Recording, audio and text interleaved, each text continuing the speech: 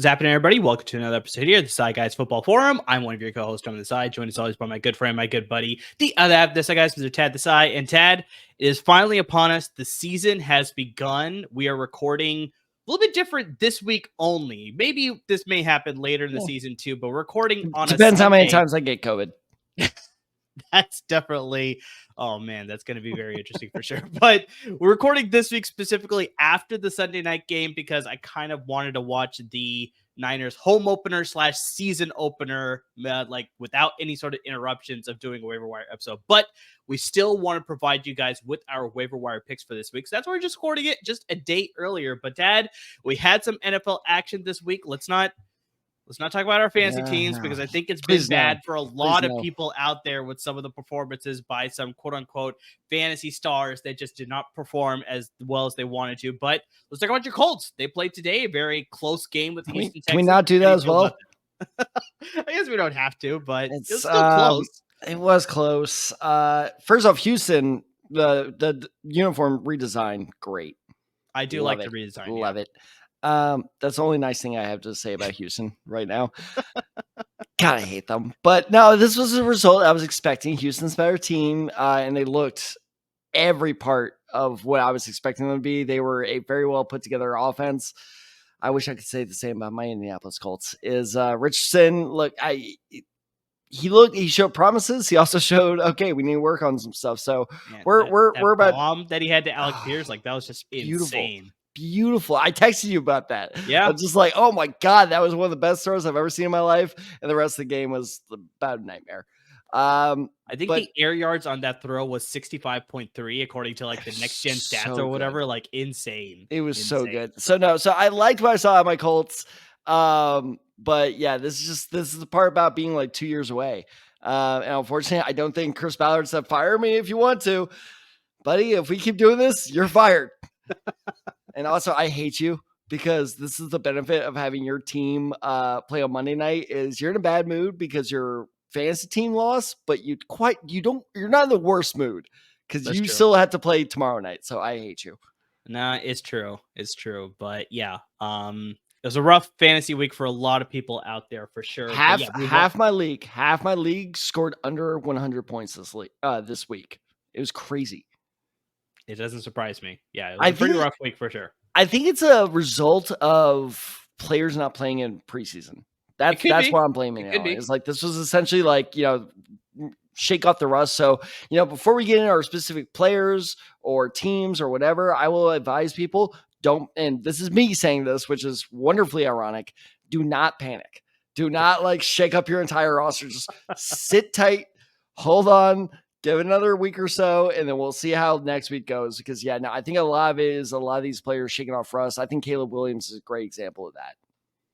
Agree with that. And also, if you made some bets with our good friends at Underdog Fantasy and it didn't pan out the way that you wanted to, like I had an 8-pick parlay that unfortunately did not hit. But goddamn, don't panic. Don't panic. These are the things. Still get in touch with our good friends at Underdog Fantasy because, it's a lot of fun to be betting on NFL action, college football action. The U.S. Open, unfortunately, is over for tennis, but, you can bet on other tennis matches. You can bet on the WNBA playoffs that's going to be starting soon.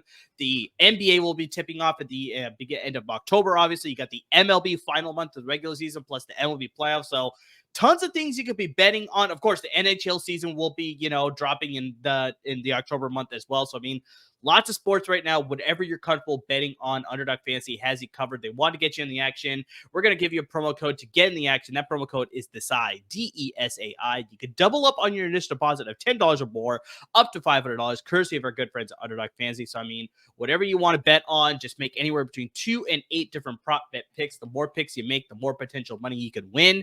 And guys, it's really a lot of fun. really easy to get into. You can use the website, very easy to use. You can use the apps both on Apple and Android devices, very easy to use there as well. So that promo code once again is DESAI, DESAI. Double up on your initial deposit of $10 or more, up to $500, courtesy of our good friends at Underdog Fantasy. So Tad, we are close to finishing week 1. Like I said, we got the Niners and Jets playing on Monday Night Football, so I want that completely interruption-free, so that's why we're doing today's episode now. But we do have some injuries to discuss, and also there's a big one that happened in that Sunday night game, so it's actually good. We were sort of like debating, Tad, like, just sort of peek behind the curtain for our listeners and viewers here. We're like, should we record before overtime or should we record during or after? I had Jahmyr Gibbs on my team, and that made the ultimate call. But regardless of that, we have a key injury from that game that we do need to discuss, but we'll get to that in a little bit here. First, we need to jump back to the Friday night game from Sao Paulo, Brazil. Jordan Love, quarterback for the Green Bay Packers, sustained a MCL sprain at the end of that game, and surprisingly, Tad, it was not because of the field. His leg got rolled up by Jordan Davis towards the end of that game. And yeah, it looked like the kneecap sort of shifted a little bit based on all the Twitter doctors out there zooming in on the video there. But yeah, it's looking like he's most likely going to miss somewhere between 2 and 3 weeks at least. Oh, that's it. It possibly could be longer, but that is the minimum right now that a lot of people are saying there, especially coming from the Green Bay Packers themselves. This is interesting. Current backup is the recently acquired. I was about to say, how clutch was that trade? It's sort of working out for them a little bit here, but yeah, that is their current backup right now, who will be inserted as a starter most likely, but they may make a free agent signing. Maybe they'll swing for a veteran trade with somebody else out there in the NFL landscape there. You know who's still out there?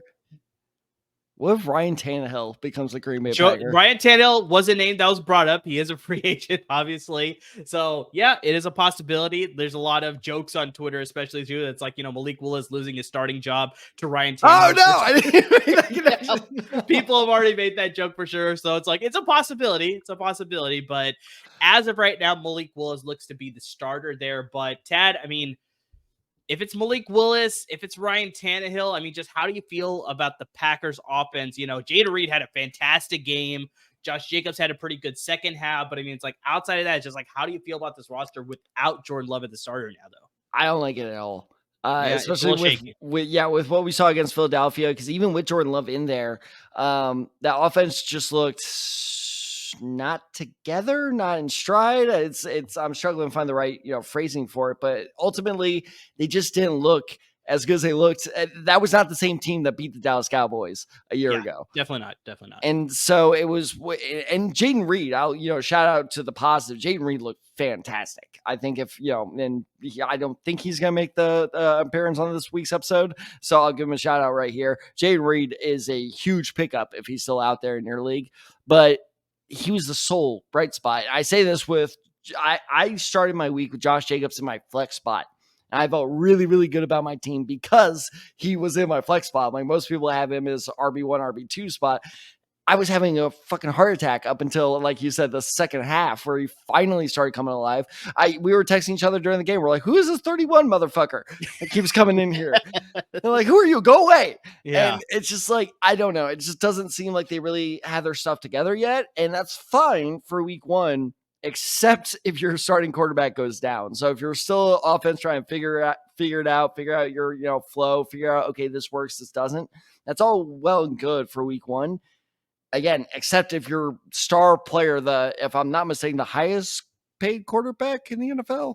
It's so hard. I don't know. Yeah, with Dak getting signed this morning, the extension that he got today. So yeah, I don't. I think know one of the highest paid quarterbacks. Yes, there you go. That's an easy one to say. For going down, that just injects more questions into a offense that already had a lot of questions. So, in terms of the Packers and fantasy, it's there.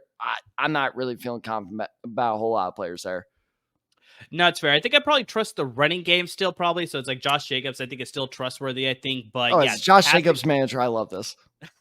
But the passing options do take a little bit of a hit. I mean, the one silver lining here is that they played on Friday, so they do have a couple extra days before they play again on Sunday here in week 2. So I mean, Maybe that's a little bit of extra time for Malik Willis to get ramped up, or whoever the quarterback is going to be the starter here for the Packers. But if you have other options at the receiver position, if you can swap out Jaden Reed, Christian Watson, Romeo Dobbs, if you have Luke Musgrave or Tucker Kraft, it's like maybe those are guys that's like, okay, move them to the bench possibly for at least for 1 week. Let's see what this offense will look like without Jordan Love. But yeah, a little bit shaky right now with Jordan Love not being the starter. Don't panic on those guys. Like, don't drop them. Definitely not. Just bench them. Just bench them for a while, especially, like you said, like 2-3 weeks. That's not bad at all, especially for an MCL sprain. Yeah. I think, just take a little bit of caution, bench him probably for 1 week, and then see where it goes from there. So talk about receivers here. Let's get to the receiver position. We do have 2 big wide receiver news. So let's start with the more recent one, the Sunday night game.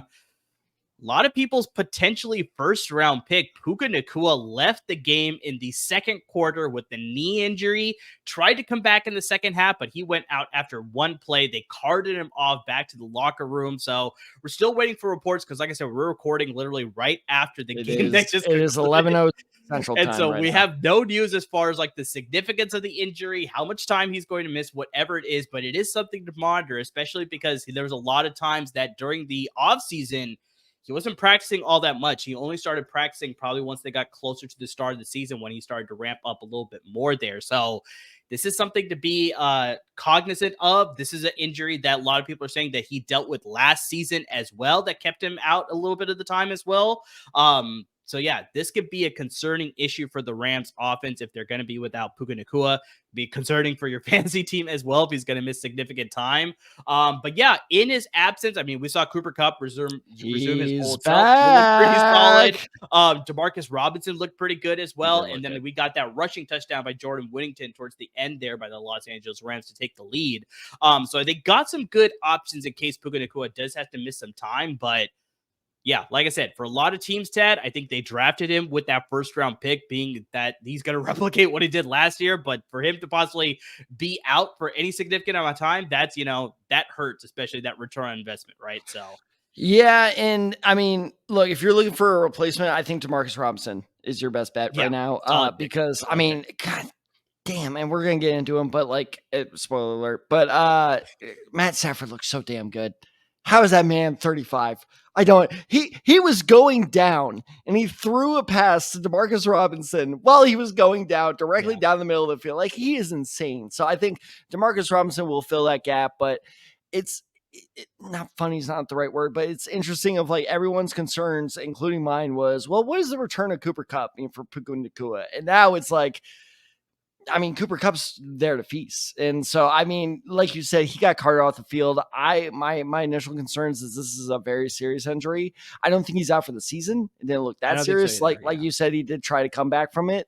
But I could see the sidelining. But it could be significant enough that, if he's hurt for any extended period of time, then that could be a little bit of a problem for sure. So, but yeah, Demarcus Robinson is a good fill-in spot for the Rams, especially for sure for your fantasy team as well. But I don't think this Rams passing offense should miss a beat, skip a beat, whatever it is at all. I think the offense will be fine. It's more Nacua I'm worried about. Yeah, 100%. Other wide receiver, we're going to go to the Minnesota Vikings. Jordan Addison, he exited the game against the New York Giants with an apparent ankle injury.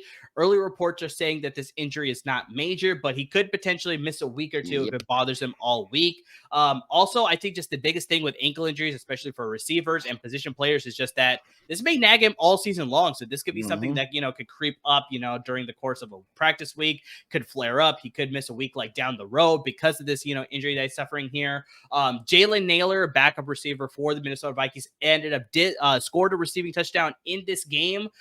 He possibly could see more targets if Jordan Addison were to miss a week, but I think the biggest thing to tread with caution here is that Minnesota looked really good against the New York Giants.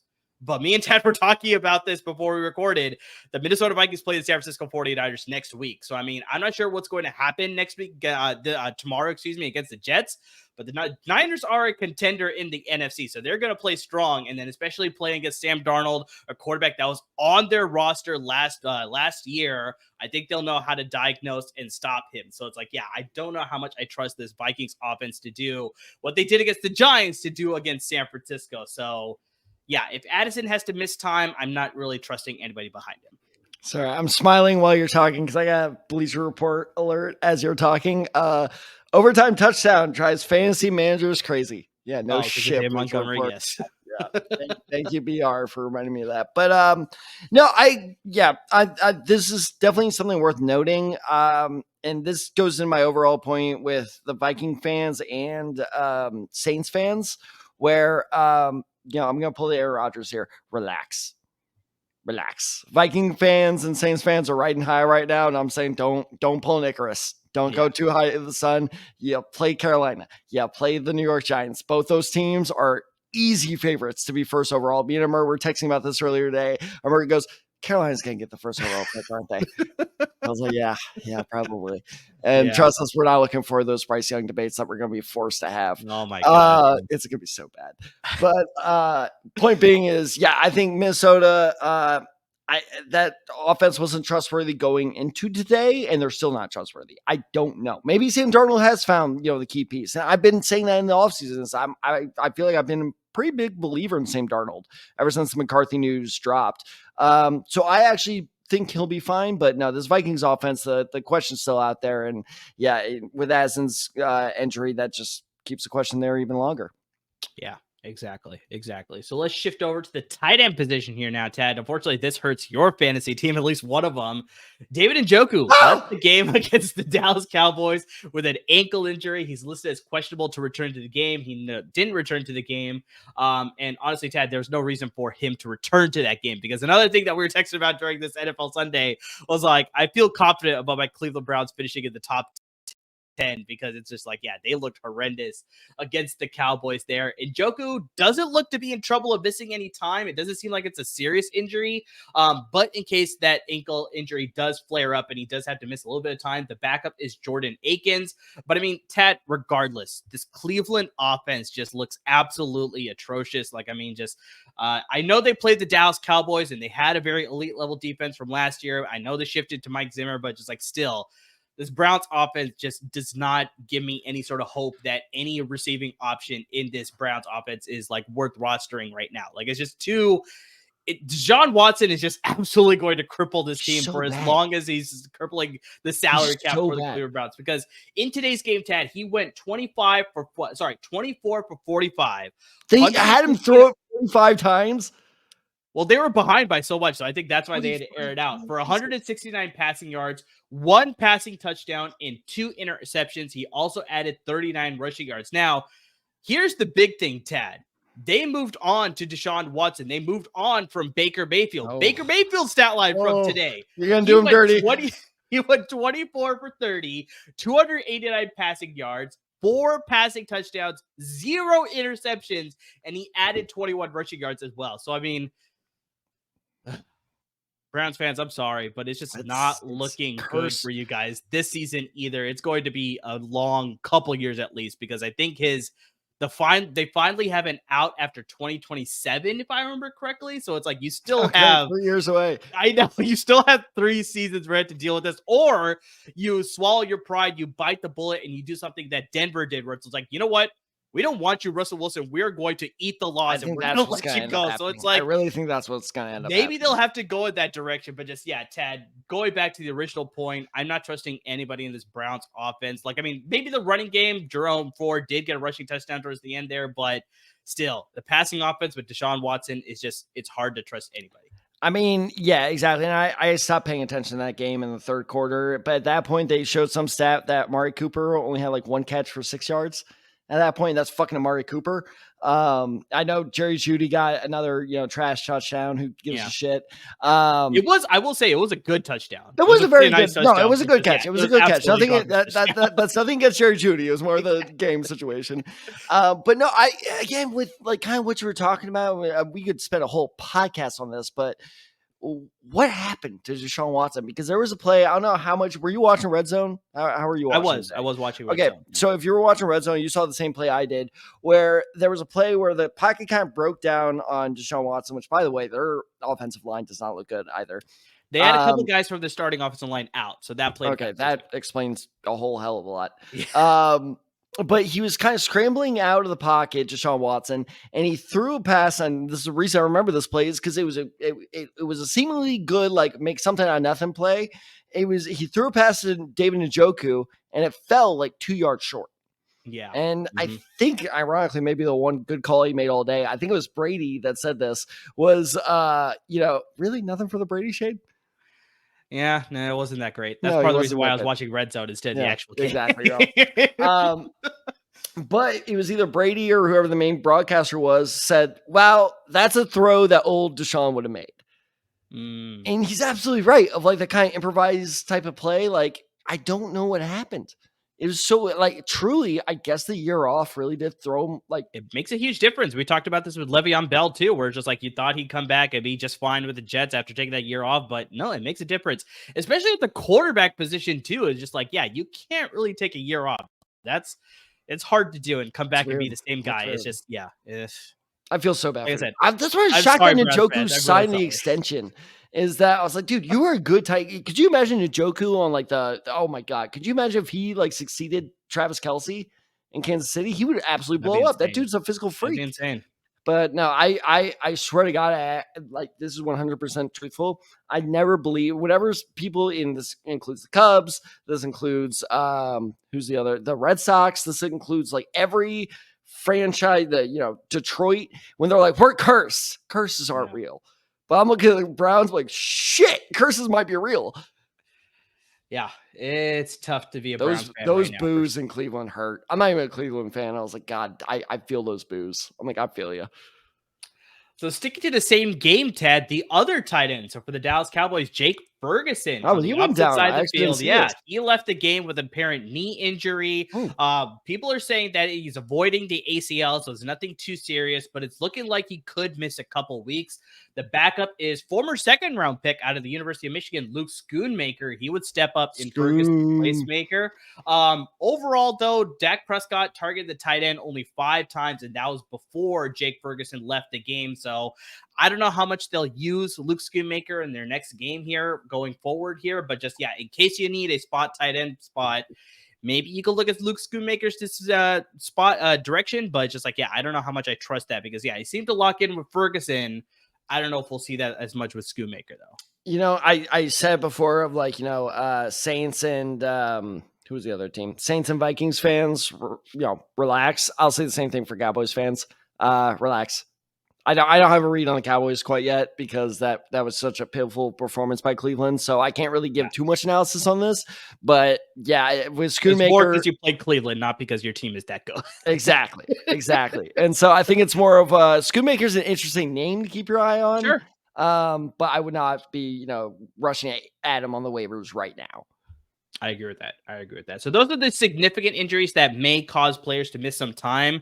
The only injury that I'll bring up really quickly, but it seems like he's going to be perfectly fine. Kenneth Walker III, I guess, on one of the tackles that he suffered an abdominal strain. But after the game, media asked him. He said he's going to be perfectly fine. So there's nothing to worry about there. So also, yeah, on a grade from A to F, Seahawks throwbacks.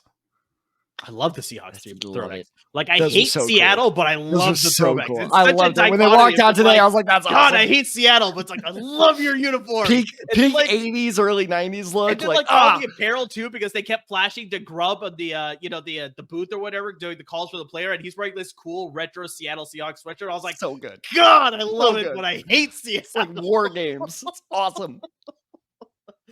Yeah, no, believe me. It's like, yeah. Probably close to 10 out of 10. Like, I love the Seattle throwbacks. 9 out of 10 for me. It's pretty solid. So good. Also, Denver's new uniforms. Like them. Yeah, they're not bad.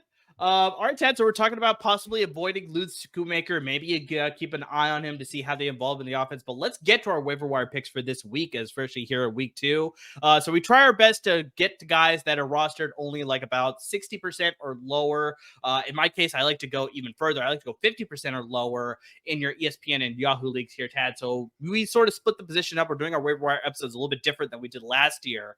Kind of, same model that we're doing with our start-sit episodes that we'll do at the end of the week here. So we kind of split the positions here. So, Tad, I know you went with running back, tight end, and defense, but we'll start at the quarterback position here first, and we'll go in order there. So, quarterback, I got the quarterback position here. I went with Matthew Stafford, and this is purely because the matchup that he has. They're playing the Arizona Cardinals this coming week In 2 games against the Arizona Cardinals last season, Tad, Stafford totaled 455 passing yards, 5 passing touchdowns, and had a 70.18 completion percentage against them. The Cardinals just allowed 34 total points to the Buffalo Bills this week, and they allowed 222 passing yards to Josh Allen in week 1. In this game against the Lions on Sunday night, Matthew Stafford threw for 317 yards. He threw the ball 49 times. And this is before overtime, because if you saw the game, viewers and listeners out there, Detroit had the ball all of overtime. So it's like they didn't even have possession in overtime. So those are just his 4 quarter stats for the regulation part of the game. He threw 1 touchdown. He also threw 1 interception. But just like, yeah, I like Stafford to sort of gain on those numbers, take it over into an Arizona team that just has a very weak defense. I think they'll be very susceptible to a divisional matchup here with the Los Angeles Rams. So Matthew Stafford, if he's available and you're streaming quarterbacks, like I'll probably be swapping out Kirk Cousins for Matthew Stafford if he's available. I'm going in that direction. I think you should too. Sorry, I missed it. Did you say like what percentage is he rostered in? I can look it up if you don't have it. It's less than 50%. I can't remember the actual number, but less than 50%. That's shocking. Mm-hmm. That's shocking to me because I 100% agree with you. I think this is because usually with fantasy quarterbacks this early in the season, you get it's a new system. He's with the new team. Yeah, Kirk Cousins situation absolutely fucks you if you have Drake London as a receiver. Sorry.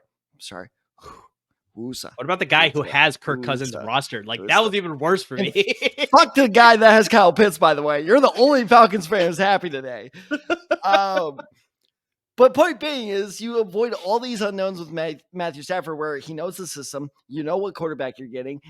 You avoid all the questions. It's funny is I swear to God, I mean this, is like we always expect, it's the Tom Brady syndrome where we're like, he's 36. He's got to stop being good at some point. And it's like, he's got to stop now. Yeah, it's got to stop now. It's not stopping. Because like I said earlier in this episode, is like that throw to Demarcus Robinson especially stood out to me because he got drilled by that Detroit Lions defensive lineman.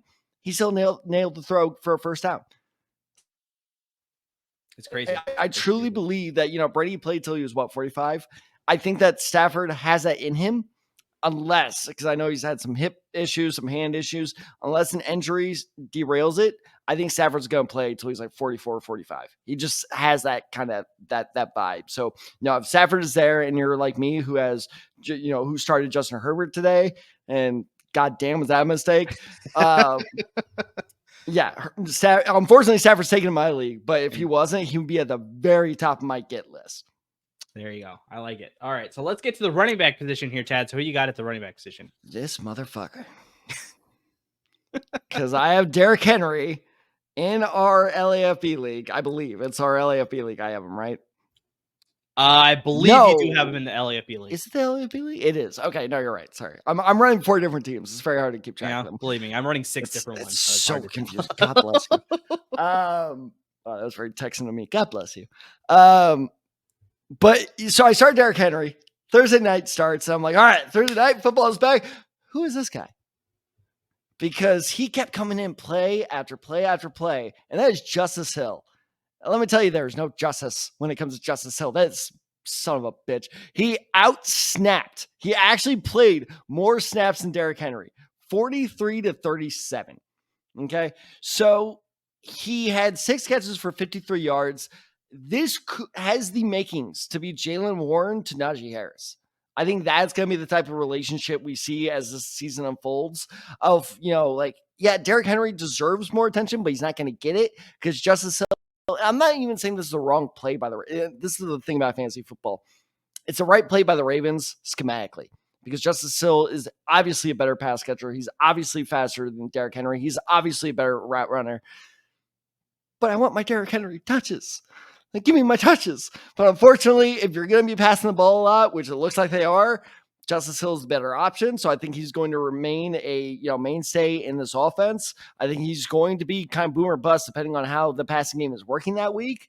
But if you look at, all the running backs left on the, waiver wire, a lot of them are either opportunistic or it's like, okay, yeah, really good week 1, but is that going to continue? I'm not so sure. Tank Bigsby being a big one. I do not recommend picking up Tank Bigsby. I think Etienne showed that he is still pretty firmly in that driver's seat, but I think a lot of people are going to pick him up because he had a big week 1. I think Justice Hill is the guy you pick up because, schematically, he works his way in that offense more consistently. Tank Bigsby had 2 good runs. There's the difference. So Justice Hill, I really like him to be a continued mainstay in this offense. Yeah, I think the big thing that sort of gives me more promise with Justice Hill as opposed to some other waiver wire running backs is that exactly like I said, is that it seemed like in every passing situation, and this could either work in the favor of the Baltimore Ravens or it could work against them too, because they brought this up during the broadcast, where they were like, they're doing a podcast during broadcast. Not the podcast, the broadcast. So during the actual game, they brought this up. I think Collinsworth said it, where it's like, it seems pretty obvious that's like when Justin Hill's in the game, they're going to pass the ball most likely. When Derrick Henry's in the game, they're most likely going to run it. So it's like, yeah, maybe they're sort of setting that up so they can sort of mix that up later down the season, down the road or whatever. But it's like, as of right now, pretty much that game signified to me that yes, Justin Hill has a stake in this offense, whether it's just pass receptions. I'm pretty sure he'll get some, passing work towards the goal line as well to score some touchdowns too. But just, yeah, regardless of what everybody thought, where, Derrick Henry is just going to be, the workhorse running back for the Ravens, I think this is their way to sort of manage the load with him too. Because I have no doubt that I think probably Baltimore's thinking that's like, we have a good shot to make the playoffs, especially out of the AFC North as well, based on what we saw from Cincinnati, Cleveland, and Pittsburgh. So it's like they kind of in the best shape right now. So it's like, you know what? We need to make sure Derrick Henry can go full load once we're in the playoffs. And so maybe smart. This is their way. Smart. So maybe this is their way to sort of manage that early, where it's just like, you know what? I think we should be okay. We'll involve Justin Hill a little bit more towards the beginning part of the season. Then the second half, we'll see a lot more Derrick Henry for sure. But yeah, I think 100% if you have Justice Hill and you have a spot that you need to pick up a guy, he's a guy that I would want to pick up as well. He's got involvement in this offense. And then another guy at the receiver position that I think has involvement in the offense. Unfortunately, things did not work out quite as well as I wanted it to. It's your guy, Adonai Mitchell, with the Indianapolis Colts stat. You say, I'm sorry, is this an ad or a drop? This is an ad. This is an ad. Yeah, because believe me, Alec Pierce on this one. Alec Pierce will steal the headlines when it comes to the Colts offense and just how well they did in this week's game. Because, just amazing. He only had 3 catches, Dad. And he had 125 receiving yards and a touchdown. Plus, we already talked white men can jump, as it turns out. It's a bait. Well, actually, for that pass where where the 60-yard ball jumped. He kind of jumped. We're gonna include it. That's how crazy that throw was. It was so on time, right in stride. It's like he didn't have to jump at all. Like that's how amazing of a throw that was. But the biggest take me back to 12 hours ago. That was such a simpler time. But the biggest thing for me as to why I like Adonai Mitchell more than Alec Pierce as far as long term and why I want to pick him up off the waiver wires is that he had the second most targets on the team behind only, obviously, Michael Pittman Jr. And I think the biggest thing, and you texted me during these times too, and I was just like, yeah, these are easy misses. He had 5 targets. He only caught 1 of them, but 2 of those targets, one of them should have been a walk-in touchdown. The other one should have been a significant gain, if not getting them possibly another touchdown. So it's like he had opportunities. Anthony Richardson just unfortunately just, overthrew him or just, had to throw off platform, whatever it was. It was just some bad throws that led to Adonai Mitchell not getting more receptions than the targets that he was getting here. So I expect Mitchell to build more chemistry with Richardson. I expect Richardson to sort of learn from what he did in this game and improve on it as the season goes along here. I do just extend a little bit of caution here because we have Josh Downs, who's currently out. But once he comes back recovering from his high ankle sprain, maybe that will throw things into a little bit of a flux with Alec Pierce now having a good game. Maybe he secured himself as that deep threat. I don't know how it's all going to shape up, but I still like Adonai Mitchell to sort of gain a stranglehold of this sort of second receiver option behind Michael Pittman Jr. as the season progresses. I laugh because it hurts. Yeah. A little painful, I get that. No, I swear to God, listeners and viewers, this is a true story. The AD Mitchell would-be touchdown. We were texting about that, and I texted him. I texted him where I go, he texted me like, oh, did you see the Richardson play? I was like, the overthrow or the run? Because he made a good run. Yeah. But he also overthrew him. And as we're texting, he goes overthrow. As we're texting, Richardson overthrows him again and then gets picked off. And I just texted back, oh, fuck me. Like, that was what today was for Colts fan. I was just like, that was really, shit. Where it's just like, man. I was disappointed in Mitchell's lack of involvement in the offense, but I wasn't surprised. Because, and this is where my concern comes with this pick, is I think the Colts have a high potential to be the new Saints of fantasy football, where there are a lot of mouths to feed on that offense. You got Jonathan Taylor, you got Alec Pierce, you got Michael Pittman. I had Michael Pittman manager texting me all day today, like, what the hell's happening? And I was telling him, I was like, I told you to stay away from Pittman because I knew that Pittman was going to struggle. Yeah, I told you. Here's the thing, though, it wasn't just you. It wasn't just, I'm sure a lot of people that I had two Michael Pittman guys texting me and be like, what the hell is happening? And I'm like, I told you, don't do it, because there's so many mouths to feed on this offense. And like the Saints, back in the 2010s, it's not just mouths for the sake of production. They're good players. I was telling Amir earlier today, I like Alec Pierce a lot. I was afraid he was going to be the odd man out. And today he proved how good he is. But like you said, Josh, I almost said Josh Pierce. Josh Downs is coming back. Alec Pierce is still there. A.D. Mitchell is going to continue to be part of this offense. It's like, I don't know if I trust any of them to really be a consistent, point getter for me. It'll be very interesting to see how this season develops. Yeah, it'll be very interesting for sure. But that's also a good situation for a Colts fan to sort of be in. We're just like, it's fantastic. Notice how I'm not cursing or like yelling my way through this. I'm like, oh shit, we got too many weapons, so I'm okay with that.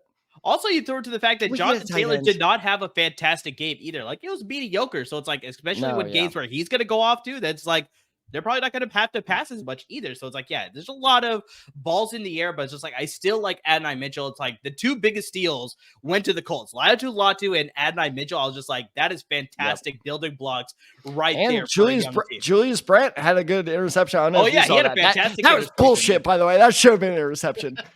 It was a good attempt.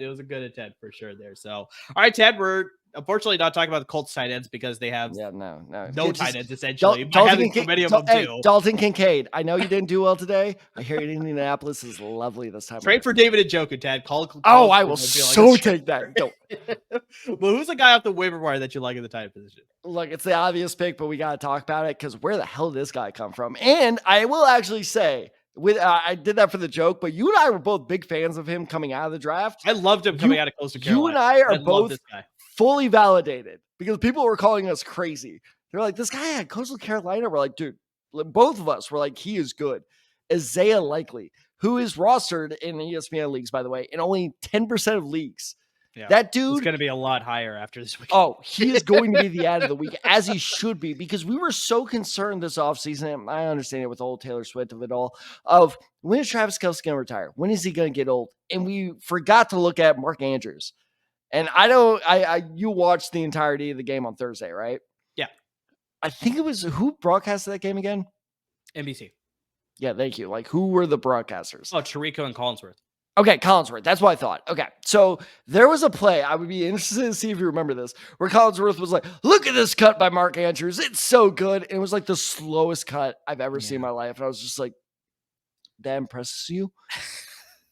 I think it's because he's still recovering because remember he suffered that hip injury with that hip drop tackle, which is now obviously banned. He's also almost like 35 years old too. It's nothing against Mark Andrews. Well, it's kind of against Mark Andrews. But point being is, while we were all waiting for Travis Kelce to get old, Mark Andrews got old while we weren't looking.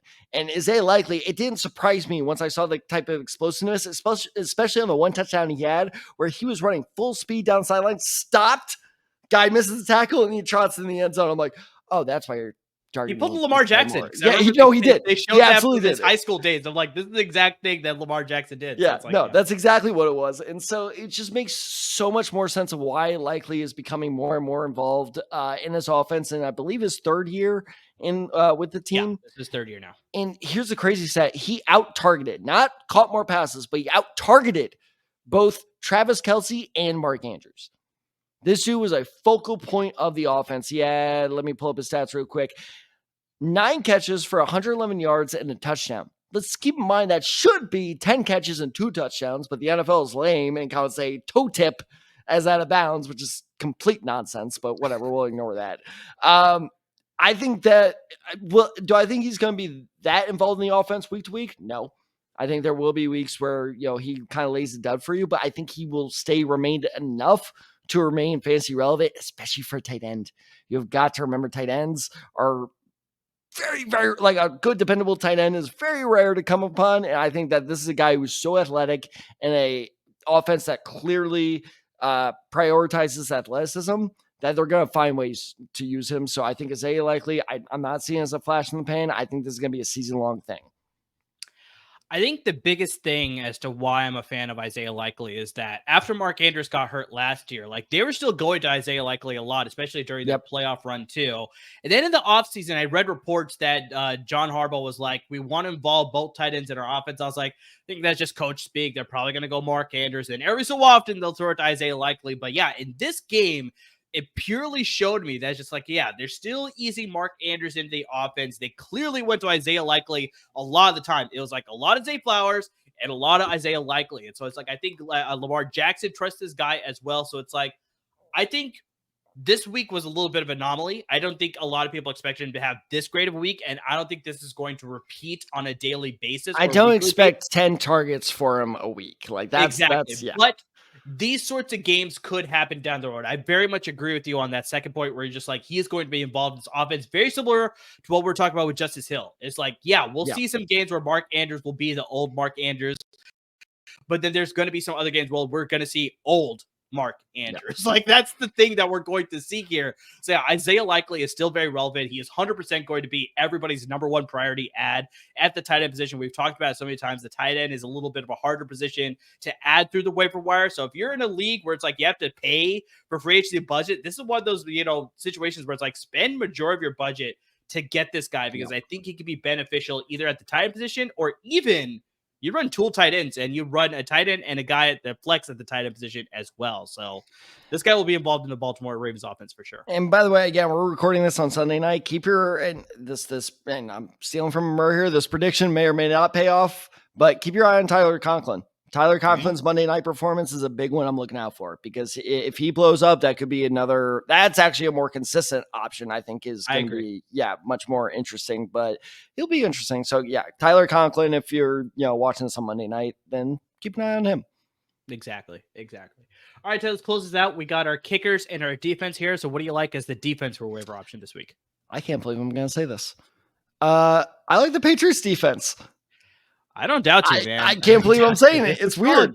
They looked really good. Also, I totally thought Drake May won that battle. When Jacoby Brissett came out, I was like, really? Yeah. I was like, I thought that was Drake May. Also, my bold prediction for fantasy rookie quarterbacks, not looking good. This is not looking good again. Yeah, because you had JJ McCarthy initially. He's out for the year. Now you have Drake May starting low, but Caleb Williams. Or it'll look that much more impressive if Drake May does come up. See, that's where my mind went too. I'm like, well, if he comes into like week 4 and kills him, I'm going to look like a goddamn genius. But I mean, the Patriots look good, man. They did. They looked really good, especially because it was funny watching, I forget which red zone guy. We actually may have separate red zone guys, but whoever my red zone guy is, I think it's Hansen. It's Scott Hansen. I think he's the only guy. No, there are 2 red zone guys. There are 2 guys. Yeah, it depends on the service you're using. But it was funny watching him like try to read through the Patriots roster, be like, this guy just got a pass. It was just like, bless your soul. But man, they look good. I don't think that was just like a flukish win. The Patriots look really good. And again, maybe I'm overreacting here, but I get why Gerard Mayo was hired now. That looked like a very put together team that understood the responsibilities. No one was no one was looking around like, what do I do? Like, it was a very kind of the classic Bill Belichick approach. And now I'm like, that's why I hired the former player. Okay. But point being is a well-disciplined defense can get you points, and they're going against the Seattle Seahawks. And you want to talk about not well-disciplined?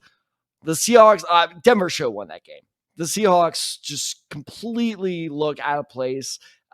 Geno Smith was running for his life out there. I don't blame Geno Smith at all. He didn't have a very good game, but he was also, like I said, running for his life for 90% of that game. That offensive line, and I understand there are injuries among the offensive line. I believe Abraham Lucas is out for the foreseeable future, but my God, even then, that offensive line looked terrible. The only bright spot Seattle should be walking away from is, as you pointed out, Kenneth Walker III.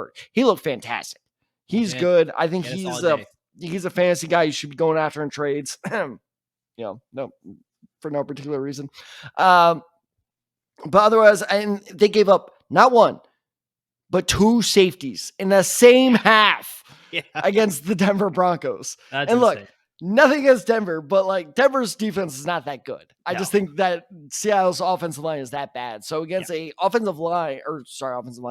a defensive line that was able to keep Joe Burrow and Jamar Chase, who surprisingly played, in check, And Zach Moss is why I know Zach Moss scored a touchdown, but still, they kept a Cincinnati offense that is explosive in check. Now they're going against an offense with even a worse offensive line. I think the Patriots, if you're in a streaming mode already with defense, which I am, they're a very good defense to keep an eye on, especially because they're not going to be at the top of a lot of people's lists. So you can even wait until after waiver wire day to get them.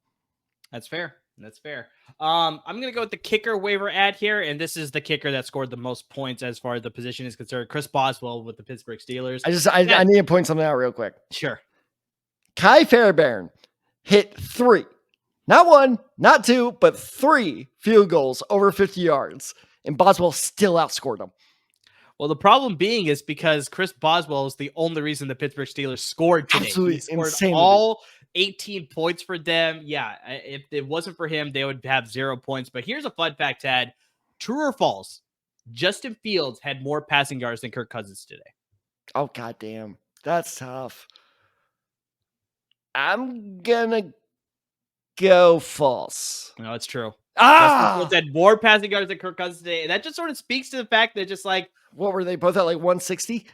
No, they're both at like 150 that changes something around there. So yeah, it was pretty bad. So like that just sort of speaks to how this game sort of turned out. Both offenses were very much sputtering. Outside of like Bijan Robinson, it's like, yeah, it was very rough on both sides of the offense. Drake London, 2.5 points. Yeah. 2.5.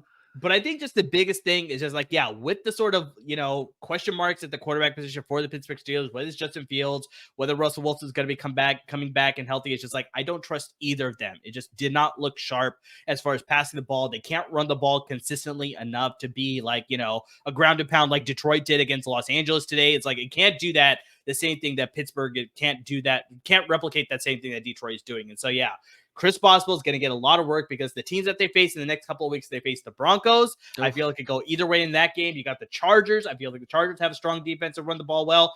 Then they play your Colts. So I think those are 3 games where it's like, I have a feeling Pittsburgh will get close enough, but I think they may have to settle for more field goals, or we'll see something similar to what we saw today, where it's like, if it wasn't for Boswell, Pittsburgh wouldn't score at all. So yeah, I think if you're streaming kickers or if you just want to replace your kicker, I'd go to Chris Boswell. Is that game in Indianapolis or in Pittsburgh? That one I didn't check. I just saw. Okay, because if it's in Indianapolis, that is a very, as I pointed out before, is a very kicker-friendly stadium because Fairbairn it helps 3+ 50-yarders. So no, I completely agree. And the whole thing, I think people may be saying, especially Steelers fans, like, we'll get better when Russ comes back. Will you though? Will ya? I like it got worse. Yeah, exactly. Because Fields was like running for his life the whole time, and that's kind of the whole point. It's the ability to run. That's exactly. It's like Fields can run. I got in this argument with a friend yesterday where I was like, we were arguing over how to anticipate, a college quarterback being good. Shador, God damn it, by the way. God damn Shador. But anyway, we were debating this, and I brought up Justin Fields, and I was like, yeah, he's benched for Russell Wilson. And my friend goes, well, he's starting tomorrow. I go, yeah, because Russell Wilson has like calf of a corpse.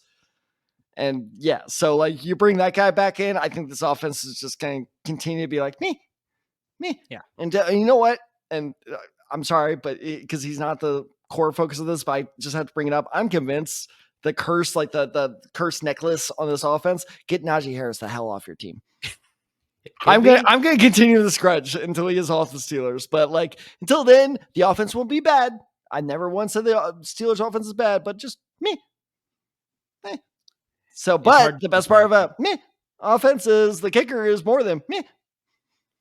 I very much trust Chris Boswell the most to score the points for the Pittsburgh Steelers. And he's got a leg foreseeable future. Yeah, exactly. Yeah. Exactly. So those are our waiver wire picks here for week 2. But I mean, guys, this is just some of the picks that we have. If you need more picks in case some of the guys that we told you are for some reason taken in your league, then J.K. Dobbins, fantastic. I told you he's going to be the lead guy in that offense. I said I would never handcuff. Thank God I handcuffed because I was riding for Gus Edwards that whole way. Woo, I know you were. But guys, hit us up if you need some more options off the waiver wire. We'll post some other options on our Twitter, which, you got all the social media handles coming right down below. You got us on Twitter. You got me at OnTheSide23. You got TadSide94. Got the show handle at The Side Guys. And of course on Instagram at The Side Guys as well. So yeah, we'll post some other options that we like at each position on our Twitter timeline. So you guys are aware, so you guys can pick up some other guys in case these guys get taken up. Because like I said, people are going to be clamoring for Isaiah Likely. So even though Tad brought him up, somebody else may take him away from you in case you won this week and you're going to be lower on your waiver wire priorities. So yeah, hit us up. We're here to give you personalized advice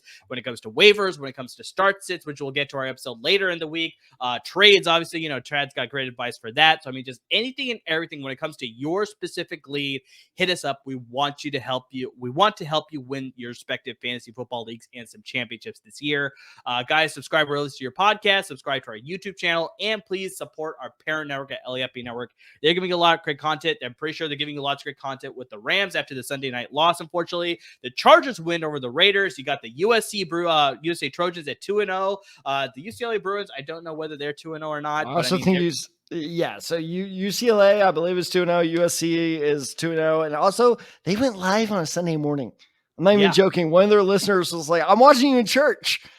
Like they like, I was like, wow, they did. Yeah, they are dedicated to give you great content, guys. So that is all of our great content producers at LAFB Network. Where, like I said, Rams and the Chargers at the pro level and the Trojans and the Bruins at the college level. But guys, to everybody's already supporting them, who's supporting us by listening to the podcast, watching the videos, interacting with us on social media, I mean, just anything and everything you should do to support the podcast. We can't thank you enough. And I believe, correct me if I'm wrong, I believe we went 2 out of 3 on bets this week. I believe so. Stupid Denver did not give Javonte Williams the ball, so I missed out on that one. Well, no, I'll tell you what I missed out on is I said Bryce Young over half a throwing touchdown. The motherfucker decided to run it on 4th and goal. But either way, we were very, very close with our bets this week. And so if you're also a betting man or a woman on top of being a betting people. If you're a degenerate. There you go. That's the best word. That's the best word to use. Like us, we're releasing our YouTube shorts now every Saturday. Those will drop with our favorite NFL picks, courtesy of our sponsors at Underdog Fantasy. So be sure to check those out as well. We also have start sits dropping later on this week. So if you're like me and you're constantly tinkering with your lineup, first off, I understand your pain. Second off, we will have that advice for you dropping in just a couple days for the rest of the season. So those will drop, Wednesday, Thursday, Friday, somewhere in that span. So keep tuning in. It's not just start or ad drops that we're doing. We're doing the complete fantasy spectrum. So any advice, like Amir said, any advice you need, any help you need, any questions you have, hit us up on those socials and we will be more than happy to answer them because, look, guys, season's underway. Week 1, as we said, it was rough for a lot of us, but it's not over yet. We got, I almost said 16. We got, 17?